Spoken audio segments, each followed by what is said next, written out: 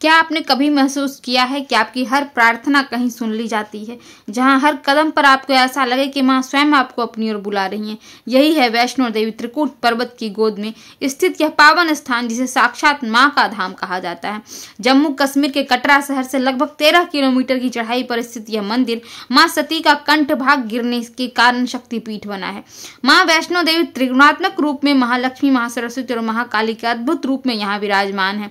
यहाँ स्थित पवित्र गुफा में मां की 3 पिंडियां विराजमान हैं, जो महालक्ष्मी धन और वैभव की देवी, मां महाकाली शक्ति और विनाश की देवी, मां सरस्वती ज्ञान और सृजन की देवी के रूप में विद्यमान है। यहाँ हर भक्त की एक ही प्रार्थना होती है, जय माता दी, और कहते हैं इस धाम में आने वाले हर व्यक्ति की इच्छाएं मां की कृपा से पूर्ण हो जाती हैं।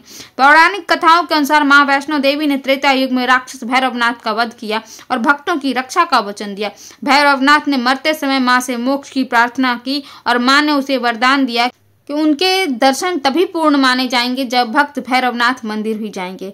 यहाँ हर वर्ष लाखों भक्त बिना किसी जाति, धर्म या वर्ग के भेदभाव के आते हैं। मां की गुफा तक पहुंचने की कठिन चढ़ाई भक्तों को सच्ची भक्ति और तप का अनुभव कराती है। कहते हैं मां वैष्णो देवी के दरबार में तभी बुलावा आता है जब मां स्वयं आपको बुलाती हैं। इस यात्रा में हर कदम पर आपको ऐसा लगता है जैसे कोई दिव्य शक्ति आपका मार्गदर्शन कर रही है। क्या आप जीवन में किसी समस्या से जूझ रहे हैं? क्या आपको ऐसा लगता है कि आपकी प्रार्थनाओं का कोई उत्तर नहीं है? तो मां के दरबार आइए, यहाँ हर प्रार्थना सुनी जाती है। यह वह स्थान है जहाँ आस्था, भक्ति और प्रेम एक साथ मिलता है। मां वैष्णो देवी के दर्शन मात्र से जीवन में नई ऊर्जा और शक्ति का संचार होता है। तो अपने कदम बढ़ाइए और मां के आशीर्वाद से अपने जीवन को बदल दीजिए। याद रखिए, मां वैष्णो देवी आपको बुला रही हैं और जब वो आपको बुलाएंगी आपको जाना तो पड़ेगा। कहते हैं जब तक मां का बुलावा नहीं आता तब तक आप किसी दरबार में नहीं जा सकते। जब तक ईश्वर न चाहे तब तक आप किसी धार्मिक स्थल पर नहीं जा सकते हैं। तो अपने ईश्वर को याद कीजिए कि वो आपको अपने तपस्थली, अपने धर्मस्थली के दर्शन के लिए बुलाएं।